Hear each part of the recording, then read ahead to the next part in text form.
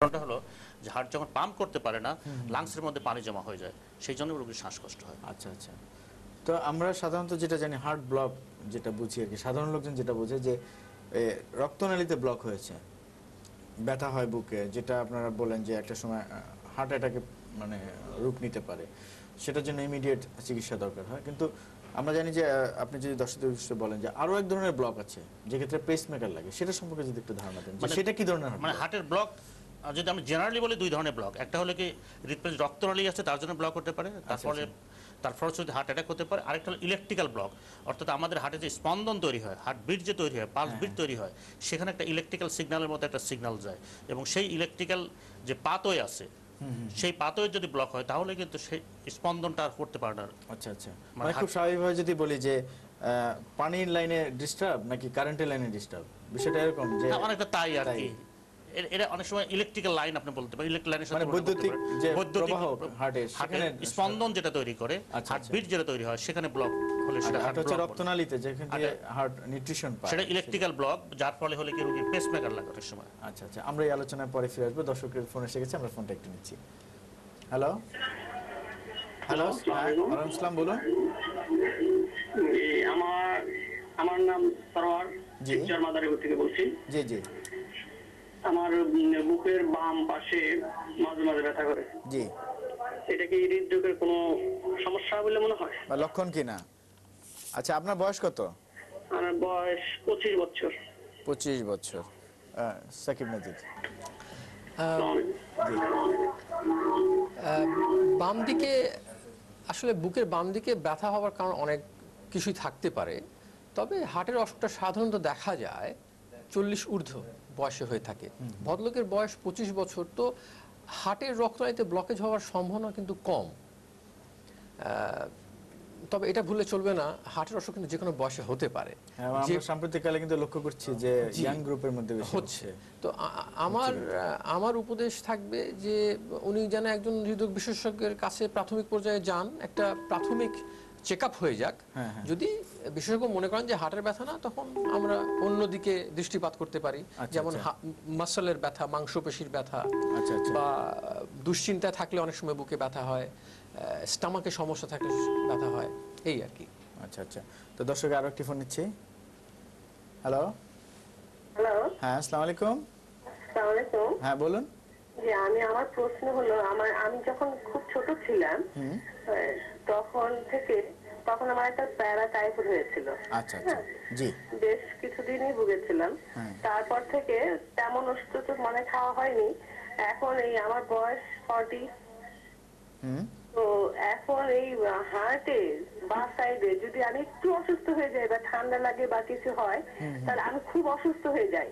আর যদি ঠান্ডা না লাগে, বেশ আমি হাঁটাহাঁটি করতে পারি, বেশ কিছু দূর হাঁটতেও পারি, কিন্তু যখনই একটু শরীরটা খারাপ হয় তখনই আমি খুব অসুস্থ হয়ে যাই, মানে বিছানা থেকে কথা বলা বন্ধ পাই না। আচ্ছা, আপনার কি শ্বাসকষ্ট হয়? মানে অসুস্থতাটা মানে কি রকম অসুস্থতা? আপনার অসুস্থতাটা কি ধরনের অসুস্থতা? মানে কি আপনার শ্বাসকষ্ট হয়? বলবো এত দুর্বল যে আমি কথা বলতে পারি না, এত দুর্বল লাগে। আচ্ছা আচ্ছা, মানে দুর্বলতা অনুভব করেন? হ্যাঁ, খুবই। মানে আপনার হৃদস্পন্দন বেড়ে যায় বা এরকম কিছু অনুভব করেন? হ্যাঁ, অনেক সময় মনে হয় কি হার্টবিট বেড়ে যাচ্ছে কিনা? হ্যাঁ, বুকটা একদম ফরফর করে ধরফর করছে। আচ্ছা আচ্ছা, কোনো শ্বাসকষ্ট হচ্ছে না তখন? তখন হয় কিনা শ্বাসকষ্ট? হয় না। বয়স 40। না, প্রথম প্রশ্ন হলো তার যেটা ছিল যে প্যারাটাইফয়েডের সাথে, আসলে প্যারাটাইফয়েডের সাথে ওনার চেস্ট পেনের কোনো রিলেশন নাই। কারণ কোন সময় তার প্যারাটাইফয়েড হয়েছে তার ফলে কিন্তু হার্টের অসুখ হবে এই ধরনের ডকুমেন্টেশন নাই বা এই ধরনের কোনো এভিডেন্স, এটার সাথে ওটার কোনো রিলেশন নাই। সেকেন্ড থিং, উনি যেটা বলছেন যে উনি হাঁটলে কোনো অসুবিধা হয় না, হাঁটলে তার বুকে ব্যথা হয় না বা অত বেশি সমস্যা হয় না, সমস্যাটা শুয়েলে হয় এই ধরনের ঠান্ডা লাগলে। এটা কিন্তু হার্টের লক্ষণ এই ধরনের না। হার্টের লক্ষণে সাধারণত যদি শুয়ে থাকলেও হলে হয়, আবার হাঁটলে বেশি হবে। সেটা আমিও জানতে চেষ্টা করলাম যে হাঁপানি জনিত কি। হ্যাঁ হ্যাঁ, এটা হলে কি তার অন্য কোনো কারণে হচ্ছে কিনা, যেমন হলে তার রক্তশূন্যতা থাকতে পারে অথবা লাংসের সমস্যা থাকতে পারে, কিন্তু হার্টের প্রবলেমটাকে এক্সক্লুড করতে হবে। অর্থাৎ ওই একই কথা হলো সাকিব নাজিরের মতোই আর কি, যে একজন বিশেষজ্ঞ, স্পেশালি হৃদরোগ বিশেষজ্ঞ যদি হয় তার পরামর্শ যদি নেওয়া যায় তাহলে ভালো হয়, কারণ ওনার বয়সটা 40-এর উপরে। যদিও ফিমেলদের ক্ষেত্রে 40-এর উপরে হলে হার্ট অ্যাটাকের ইনসিডেন্সটা বেশি, কিন্তু আমাদের দেশে আসলে সব বয়সে হার্ট অ্যাটাকের রোগী পাওয়া যাচ্ছে, ইভেন 20-এও পাওয়া যাচ্ছে। কাজেই মানে একেবারে আবার যে মানে ওটাকে নেগলেক্ট করার বিষয় না আর কি, কিন্তু আমার মনে হচ্ছে যে ওনার হার্টের তেমন সমস্যা আছে বলে আমার মনে হয় না। আচ্ছা আচ্ছা, তো সাকিব না যে হার্টের যে সমস্যাগুলি হয় তাতে আমরা যেমন হার্ট অ্যাটাকের ক্ষেত্রে দেখি যে হঠাৎ মৃত্যু হচ্ছে মানুষের, তো এরকম হঠাৎ মৃত্যুর কি আরো কোনো বিষয় আছে কিনা, যে হার্ট অ্যাটাক ছাড়া আরো কোনো হৃদরোগ আছে কিনা? জি, এটা সুন্দর প্রশ্ন করেছেন। আমরা অনেক ক্ষেত্রে শুনে থাকি যে কোন রোগী হঠাৎ করে মৃত্যুবরণ করেছেন, ইংরেজিতে এটাকে বলা হয় সাডেন ডেথ। সাডেন ডেথ আসলে হার্ট অ্যাটাকের সঙ্গে ডিরেক্টলি জড়িত না। আসলে হার্ট অ্যাটাক হলে একটা রোগীর নানা ধরনের জটিলতা বা ইংলিশে যেটা আমরা বলি কমপ্লিকেশনস হতে পারে, এবং নানা কমপ্লিকেশনের ভেতরে একটা কমপ্লিকেশন হচ্ছে কার্ডিয়াক অ্যারিথমিয়াস অথবা হৃদস্পন্দনের অস্বাভাবিকতা। তো হার্ট অ্যাটাক যদি হয় তাহলে দেখা গেছে শতকরা 15% রোগীর হৃদস্পন্দনের সমস্যা হয়, এবং বিশেষ করে ভেন্ট্রিকুলার টেকিকার্ডিয়া বা ভেন্ট্রিকুলার ফিব্রিলেশন বলে একটা মারাত্মক স্পন্দন সমস্যা হয়, যেখানে হার্টের গতি মিনিটে 400 থেকে 600 হয়ে যায়। আপনারা চিন্তা করতে পারছেন যে আসলে হৃদস্পন্দন স্বাভাবিক ক্ষেত্রে মাত্র 70 থেকে 80 হয় মিনিটে, সেই ক্ষেত্রে যদি হৃদস্পন্দন 400 থেকে 600 হয়ে যায় তাহলে আসলে হার্ট থেকে রক্তই বেরোয় না। তখন হঠাৎ করে ব্রেনে রক্ত চলাচল বন্ধ হয়ে যায় এবং রোগী তাৎক্ষণিকভাবে অজ্ঞান হয়ে পড়ে যায়, এবং এটার কারণে মৃত্যুও হতে পারে। তো এই জন্যেই হঠাৎ করে যদি কেউ মৃত্যুবরণ করেন তার পিছনে কারণ থাকবে হার্ট অ্যাটাকের কারণে হৃদস্পন্দনের সমস্যা। আচ্ছা, আমাদের দর্শকের আরো একটি ফোন নিচ্ছি। হ্যালো, আলাইকুম আসসালাম, বলুন। আমি রংপুর থেকে বলছি। জি ভাই, বলুন আপনার প্রশ্ন। আমার প্রবলেম হচ্ছে আমার এই মানে বুকের ডান পাশটা মাঝে মাঝে ব্যথা করে, এটা কি হতে পারে? আপনার বয়স কত? 25। 25 বছর বয়স, ডান দিকে ব্যথা। হ্যাঁ, আবার সে আমরা একটু একই রকম সমস্যা, হ্যাঁ, একটু ইয়াং পেশেন্ট, হ্যাঁ, ডান দিকে ব্যথা। এটা ভালো একটা সংবাদ, young patient is more conscious. জি জি, এটা ঠিক কথা বলেছেন। কনশাস হওয়াটা কিন্তু ভালো, আবার ওভার প্যানিক হওয়ার কিন্তু কিছু নাই। প্যানিক হওয়া মানে আবার সাইকিক প্রবলেম হয়ে যায়, কিন্তু এই কনশাসনেস যে আসছে, তার বুকে ব্যথা হচ্ছে, এটা হার্টের কিনা এটা জানার যে তার একটা আগ্রহ বা জানতে চাচ্ছে, এবং আলটিমেটলি ফাইনালি যদি জানা যায় যে কি আসলে, আমরা সেটা প্রতিকারের দিকে আমরা যেতে পারবো। জি, আপনি ঠিক বলেছেন প্রফেসর আফজাল। জিনিসটা হচ্ছে সচেতনতা, আমাদেরকে সচেতন হতে হবে। সব বুকের ব্যথা কিন্তু হার্টের ব্যথা না। তবে আমরা যদি প্রমাণ করতে পারি যে এই ব্যথা হার্টের না, তাহলে কিন্তু অনেকটা নিশ্চিন্ত হয়ে যেতে পারি। এবং আমার অনুরোধ থাকবে সকলের প্রতি যে আমাদেরকে আত্মসচেতন হতে হবে, যাতে আমার এই বুকের ব্যথাটা হার্টের ব্যথায় পরিণত না হয়। এই জন্যে আমাদেরকে যে হার্টের অসুখের যে ঝুঁকিগুলো, যেমন ধূমপান, খাদ্যাভ্যাস, আমরা ব্যায়াম করি না, হাঁটি না, তারপরে যেমন ধরেন এই যে অ্যাওয়ারনেস, সচেতনতা আমাদের নাই, যদি ডায়াবেটিস থাকে বা হাই প্রেশার থাকে, এগুলোর প্রতি আমরা যত্নশীল হই না। আমাদেরকে আরো সচেতন হতে হবে, কারণ মনে রাখতে হবে হার্টের অসুখ কিন্তু ইংলিশে বলে ডাইনামিক প্রসেস, অর্থাৎ ক্রমাগতভাবে এটা কিন্তু বেড়েই চলে। তো এটাকে অবজ্ঞা করা যাবে না। আমি আপনাকে একটা ছোট্ট উদাহরণ দিই, এটা অনেকে শুনে হয়তো আশ্চর্য হবেন। আমরা বলি যে রক্তনালীতে চর্বির দলা বা কোলেস্ট্রল জমে, আমাদের ধারণা এটা হয়তো বয়সকালে জমে, তা না। রিসার্চে পাওয়া গেছে যে একজন 9 বছরের শিশুর, মানে ফার্স্ট ডিকেড থেকে শুরু হয়, চলে মানে প্রথম 10 বছরের ভিতরেই কোলেস্ট্রল জমা শুরু হয়, এবং এই শিশুর হার্টের অসুখ হবে কি হবে না নির্ধারণ করবে এই শিশু আজকে কি খাচ্ছে। অতএব হার্ট অ্যাটাক বা হার্টের অসুখকে যদি আমাদের প্রতিরোধ করতে হয়, আমাদের কিন্তু শিশুদের দিকে নজর রাখতে হবে। এই অল্প বয়সী যে 20-25 বছর ভদ্রলোক যারা ফোন করছেন, এখনই আসলে এটা নিয়ে ভাবার সময় এসেছে, সচেতন হতে হবে। আরেকটা সাকিব, মানে আপনার কাছেও আসে বেশ কিছু পেশেন্ট, দেখবেন যে বুকে ব্যথা আছে, সে অ্যাসপিরিন খাচ্ছে, সে হার্টের ওষুধ খাচ্ছে, এক গাদা ওষুধ নিয়ে আপনার কাছে আসবেন, নিশ্চয়ই আপনি আসলে হার্টের ওষুধ না থাকে তাহলে তো কোনো হার্টের ওষুধের দরকার নেই। এবং আমাদের অনেক পেশেন্ট কিন্তু বুকে ব্যথা আছে, ডায়াগনোসিস হয়নি, কিন্তু হার্টের ওষুধ খেয়ে যাচ্ছে, এটা কিন্তু ঠিক না। কাজেই প্রপারলি যে আসলে তার হার্টের অসুখ আছে কিনা সেটা নির্ণয় করতে এই ওষুধগুলো দরকার হচ্ছে না, অপ্রয়োজনীয়। যে থাকে খেতে হবে, না থাকলে খেতে হবে না, সেটাই। তো আমাদের আরো একজন দর্শক লাইনে আছেন। হ্যালো, ওয়ালাইকুম আসসালাম। হ্যাঁ বলুন, শুনছি। হ্যাঁ শুনছি, বলুন। হ্যালো, আসসালামু আলাইকুম। হ্যালো, আমি নাটোর থেকে বলছি, আব্দুর রাজ্জাক। জি, আপনার প্রশ্নটা বলুন। 33, হ্যাঁ, ওয়েট 75 কেজি। আর আমি একটু মোটা হয়ে গেছি এখন, তো শরীরে শক্তি আছে, সবই আছে, প্রেশার স্বাভাবিক। তো মাঝে মাঝে আমি ওই চিত হয়ে শুলে আমার বুকে একটু শ্বাস প্রশ্বাসে একটু কষ্ট হয়। এটা কি ধরনের প্রবলেম, একটু কাইন্ডলি আপনার অ্যাডভাইস। আর আমি স্মোক করি, এটার ব্যাপারে একটু কাইন্ডলি। এটা আপনার হলো কি যে আপনি এখন সুস্থ আছেন, কিন্তু আপনার যে ওজনের কথা বললেন তা আসলেই এটা ভাবারই বিষয় যে ভবিষ্যতে আপনার হার্টের অসুখ হবে না, সেটা কিন্তু বলা আসলে সেটা মেদবহুল কিন্তু অন্যতম একটা আর সমস্যা। আপনার শুইলে যে প্রবলেমটা হয়, যাদের হলে কি ওয়েট বেশি, যারা শয়, যখন পেটের প্রেসার পড়ে এবং পেটের প্রেসার ডায়াফ্রামে পড়ে, ডায়াফ্রামটা তখন লাংসের উপর প্রেসার দেয়, সেই জন্যই এটা প্রবলেমটা হচ্ছে। এছাড়া অর্থাৎ ওবেস মানুষের যখন শোয় তখন কিন্তু এই ধরনের প্রেসার হয়। আরেকটা জিনিস আমার মনে হয় যে অ্যাড করা যেতে পারে আজম ভাই, যেটা যে এই যারা মোটা হয়ে যাচ্ছে তাদের কিন্তু এই যে আমি যদি বলি মুখের ভিতর থেকে শুরু করে বাকি যে সব জায়গা আছে সেখানে কিন্তু তার স্পেস কিন্তু কমে যায়। এবং এটার জন্য যেটা বলি যে স্লিপ অ্যাপনিয়া ইম্পর্টেন্ট কারণ ওনার সেরকম হতে পারে। তো এই মুহূর্তে তো ওজন কমানো ছাড়া আসলে ওজন কমানো ছাড়া আসলে ওনার কোনো উপায় নাই, এবং ওজন তো কমানো সম্ভব। হ্যাঁ, এবং ওজন কমালে এই ভদ্রলোকের কষ্ট আর থাকবে না। এবং যেটা বলা হয় এক্ষেত্রে চিত না হয়ে কাত হয়ে শুতে বলা হয়। জি, না, সেটা তো আপনার পার্মানেন্ট কোনো সলিউশন না। সেটাই, ওজন কমানোটাই আসল সলিউশন। কাত হয়ে শুবে তা কিন্তু না, মানুষের যেদিকে ভালো লাগে সেটাই করবে, অর্থাৎ ওজনটা তো কমাতে হবে। That is the main thing. সেটাই, ওজন কমালে তার শ্বাসকষ্টও কমবে, আবার হৃদরোগের ঝুঁকিটাও কমবে অবশ্যই। তো দর্শক আরেকটি ফোন নিচ্ছি। হ্যালো, আসসালামু আলাইকুম। ওয়ালাইকুম আসসালাম, বলুন। আমি জাহিদুল নবী দোলন, উত্তরা থেকে বলছি। জি বলুন দৌলত সাহেব। আচ্ছা, এই আমাদের ফাস্ট ফুড কালচারটা আমাদের মানে স্বাস্থ্যগত হার্টের সমস্যার উপর কি কি ইফেক্ট ফেলতে পারে, একটু কাইন্ডলি জানতে চাচ্ছিলাম। থ্যাংক ইউ আপনার প্রশ্নের জন্য। আমরা এটা নিয়ে কথা বলছিলাম আসলে, যে শিশুদের বিষয় বলছিলেন। ফাস্ট ফুড কালচার আমাদেরকে কোথায় নিয়ে যাচ্ছে? হৃদরোগের ঝুঁকির দিকে নিচ্ছে, নাকি অন্য আরো কোনো বড় সমস্যা দিকে নিচ্ছে? আসলে প্রথমে আমাদের জানতে হবে ফাস্ট ফুডে আছে কি। এটা প্রমাণিত হয়ে গিয়েছে যে ফাস্ট ফুডে লবণের পরিমাণ অত্যধিক। খাবারকে টিকিয়ে রাখার জন্য এবং মুখরোচক করার জন্য পর্যাপ্ত পরিমাণে লবণ ব্যবহার করা হয়, এবং এটাতে ফ্যাটের কন্টেন্ট দেখবেন যে চিজ এবং মেয়োনেজ দেওয়া হয়, এটাও প্রচুর পরিমাণ থাকে। এবং প্রত্যেকটা ফাস্টফুডের সঙ্গে কিন্তু এক বোতল কোক, পেপসি বা এরকম ড্রিঙ্কস চলে আসবে, যেটাতে প্রচুর পরিমাণ ক্যালোরি থাকে এবং চিনি থাকে। এখন যখন এটা খাওয়া হবে ওজন বাড়বে। ওজন বাড়া অর্থ শরীরে চর্বি জমা, এবং চর্বি যখনই জমা শুরু করবে তখন দেখা যাবে ওই যে লবণ চর্বি মিশিয়ে একটা মেটাবলিক প্রবলেম বা সিনড্রোম তৈরি হয়। মেটাবলিক সিনড্রোম, জি, এটা মেটাবলিক সিনড্রোম বাংলা যদি বলতে চাই, শরীরের ভেতরে যে কেমিক্যাল রিয়াকশনগুলো এগুলো সব অ্যাবনর্মাল হয়ে যায়, যে কারণে প্রেশার বাড়তে পারে, ডায়াবেটিস অল্প বয়সে দেখা যায়। মানে শরীরে ইনসুলিন তৈরি হচ্ছে কিন্তু কাজে লাগানো যাচ্ছে না চর্বির কারণে। চর্বি তখন বাধা, মানে রাসায়নিক প্রক্রিয়ার যে স্বাভাবিকতা সেটা অস্বাভাবিক হয়ে যায়, অস্বাভাবিক হয়ে যাচ্ছে। এক্সেস সল্ট ইনটেক তো ব্লাড প্রেশার একটা মূল কারণ করবেই।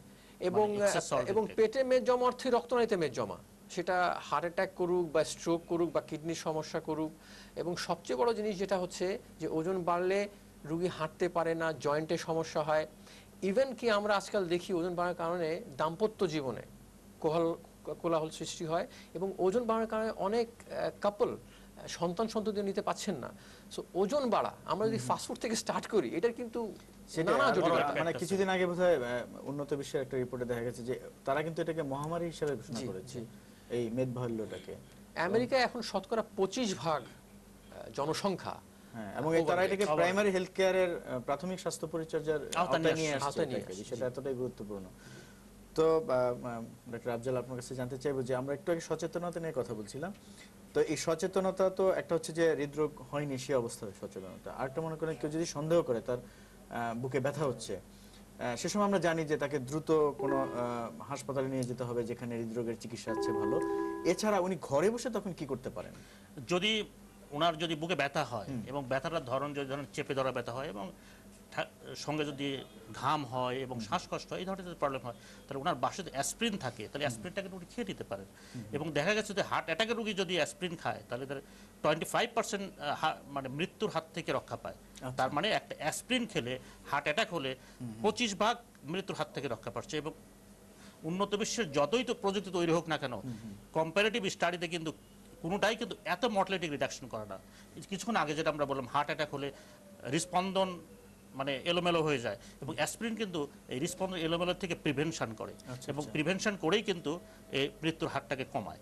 কাজেই বাসায় অ্যাসপিরিন থাকে, অর্থাৎ স্প্রে, নাইট্রেট স্প্রে যদি থাকে তাহলে দিতে পারে, দিয়ে তাড়াতাড়ি নিকটস্থ কোনো হলে কি ইমার্জেন্সি যেখানে কার্ডিওভাস্কুলার ফ্যাসিলিটি অ্যাভেলেবল আছে সেই ধরনের হসপিটালে তাকে শরণাপন্ন হওয়া উচিত যত তাড়াতাড়ি সম্ভব। বুঝতে হবে যে টাইম ইজ এ মাসল, আপনার যত সময় যাবে তত কিন্তু তার মানে গোল্ডের টাইমটা চলে যাচ্ছে। আচ্ছা আচ্ছা, মানে দেরি হলে মাংসপেশি ড্যামেজ হয়ে যাবে বেশি। আচ্ছা, তো দর্শকের ফোন নিচ্ছি। হ্যালো, আসসালামু আলাইকুম। ওয়ালাইকুম আসসালাম। হ্যাঁ বলুন, শুনছি। আমি সিলেট থেকে আব্দুল ওয়াল বলছি। জি বলুন। ভাই আমার হার্টের সমস্যা আছে। হ্যাঁ হ্যাঁ। এখন ডাক্তার বলছে এনজিওগ্রাম করানোর জন্য। হ্যাঁ। এখন আমি কি করতে পারি ওনাদের একটু পরামর্শ নিতে চাই। আমার সমস্যা হলো বুকে ব্যথা থাকে এবং পিঠে ব্যথা থাকে। আচ্ছা আচ্ছা। অনেক সময় ঘুম কম হয়, হাই প্রেসার আছে, ঘুমের গোলি খেতে হয় নিয়মিত। আচ্ছা, এই ওষুধও খেতে হয়। আচ্ছা, আপনার বয়স কত এখন বললেন? আমার বয়স 38 বছর। 38 বছর। আপনার উচ্চ রক্তচাপ ছিল? যে হাই প্রেসার আছে। হাই প্রেসার আছে, সেটার জন্য ওষুধ খাচ্ছিলেন কোনো? হ্যাঁ জি, ওষুধ খাওয়া হচ্ছে, একই সাথে চলছে। আচ্ছা আচ্ছা, আপনার রক্তের কোলেস্টেরলের অবস্থা কি সেটা জানেন? হাই, মানে সবগুলোই হাই নাকি না সবগুলো হাই না, তো কোলেস্টেরল যেটা এটা হাই। আচ্ছা আচ্ছা, কোলেস্টেরলটা হাই। যাই হোক, চর্বি আছে, অতিরিক্ত চর্বি আছে। আচ্ছা, ডায়াবেটিস নেই? ওজনটা আমার যে বডির হাইট যেটা, জি জি, বডির হাইটের চেয়ে আমার ওজন বেশি, 78 কেজি ওজন। আমার আচ্ছা, বডির হাইট হলো 5 ফুট 4 ইঞ্চি। ও আচ্ছা আচ্ছা আচ্ছা, ডায়াবেটিস নেই? না, ডায়াবেটিস নাই। জি, এই রক্তচাপ আছে আর এই হার্টের সমস্যা আছে স্যার। আচ্ছা আচ্ছা, জি, আমাদের বিশেষজ্ঞ জবাব দিচ্ছেন। ধন্যবাদ। ভদ্রলোকের বয়স কিন্তু যেটা বলছেন উনি প্রায় 40-এর কাছাকাছি চলে গিয়েছেন। ওনার কোলেস্টেরল হাই, ওনার বুকে ব্যথা হচ্ছে এবং স্বাভাবিকভাবে ওভারওয়েটও আছেন, এবং যখনই একজন বিশেষজ্ঞ অ্যাঞ্জিওগ্রাম করার কথা বলছেন তার অর্থ এই ভদ্রলোকের হার্টের রক্তনালীতে ব্লকেজ হওয়ার সম্ভাবনা অনেক বেশি। আমার উপদেশ হবে হ্যাঁ, ভদ্রলোককে অ্যাঞ্জিওগ্রাম করা উচিত। মনে রাখতে হবে অ্যাঞ্জিওগ্রাম হচ্ছে একমাত্র পরীক্ষা যার মাধ্যমে আপনি নির্ভুলভাবে বলতে পারবেন যে হার্টের রক্তনালীতে ব্লকেজ আছে কি নেই, এক, এবং যদি ব্লকেজ থাকে তাহলে ব্লকেজের সংখ্যা এবং বিস্তৃতিটা কতখানি। কারণ আমরা শুধু ডায়াগনোসিস করে থেমে যেতে চাই না, আমরা জানতে চাই এই রোগীর ভবিষ্যৎ কি, এর কি ওষুধ খেলেই চলবে, না ব্লকেজগুলোকে আমরা স্টেন্টিং বা রিংয়ের মাধ্যমে খুলবো, নাকি অপারেশন লাগবে। তো ভদ্রলোকের কাছে আমার উপদেশ হবে জি, একটা অ্যাঞ্জিওগ্রাম করা উচিত, এবং অ্যাঞ্জিওগ্রাম আধুনিক যুগে খুবই একটা সেফ এবং নিরাপদ পরীক্ষা প্রমাণিত হয়েছে। আমাদের দেশেও তো অ্যাঞ্জিওগ্রাম সেফলি সব অনেক জায়গায় হচ্ছে। অ্যাঞ্জিওগ্রাম মানে নিয়ে তো প্যানিক হওয়ার কিছু নাই, কারণ অনেক হসপিটাল, ঢাকা শহরে গভর্নমেন্ট হসপিটাল, প্রাইভেট হসপিটাল, প্রচুর জায়গায় কিন্তু অ্যাঞ্জিওগ্রাম হচ্ছে। না, অ্যাঞ্জিওগ্রাম এবং এনজিওপ্লাস্টি সম্পর্কে যেটা কথা, যে এগুলি অনেক দিন থেকে হচ্ছে, এবং আপনারা দুজনেই আমরা জানি যে পৃথিবীর বিভিন্ন দেশে, উন্নত দেশে আপনারা কাজ করে আসছেন, প্রশিক্ষণ নিয়ে আসছেন। তো আমরা এটাও জানি যে এই যে মানুষের হৃদরোগের চিকিৎসা, বাংলাদেশের চিকিৎসকদের প্রতি যে আস্থা, সেটা এমনি এমনি হয়নি, নিশ্চয়ই আপনারা কাজের মাধ্যমে সেটা প্রমাণ করেছেন। তো এখন আমাদের অবস্থানটা কি, আপনাদের দুজনের কাছে প্রশ্ন, যে আমরা এখন কোন পর্যায়ে আছি হৃদরোগ চিকিৎসা? আমি তো বলবো যে অ্যাজ পার ডেভেলপ কান্ট্রি, কিন্তু আমাদের মানে উন্নত বিশ্বের সঙ্গে তাল মিলিয়ে কিন্তু আমরা অ্যাঞ্জিওপ্লাস্টি, অ্যাঞ্জিওগ্রাম করছি, এবং বিভিন্ন জায়গায় আমরা কিন্তু ইন্টারাকশন করছি, আমাদের প্রেজেন্টেশন আছে, আমরা অ্যাওয়ার্ড পাচ্ছি, আমরা কিন্তু পাচ্ছি, এগুলো উইন করছি। আপনার কম্পিটিশনে কিন্তু আমরা পিছিয়ে নেই, আগিয়ে আছি বা সমান লেভেলে আছি। কিন্তু এটা আমাদের থেমে থাকলে হবে না, কারণ হৃদরোগ চিকিৎসাটা এমন স্পিডি যে আমাদের কিন্তু ওই উন্নত বিশ্বের তালের সাথে তাল মিলিয়ে চলতে হবে, তাহলেই কিন্তু আমরা আগে যেতে পারবো। অর্থাৎ আমরা আসি ভালোই, আমরা ভালো করছি, কিন্তু আমাদের আলো ভালো করতে হবে। সেটা মানে এটা, এই কাজটাকে ধরে রাখতে হবে।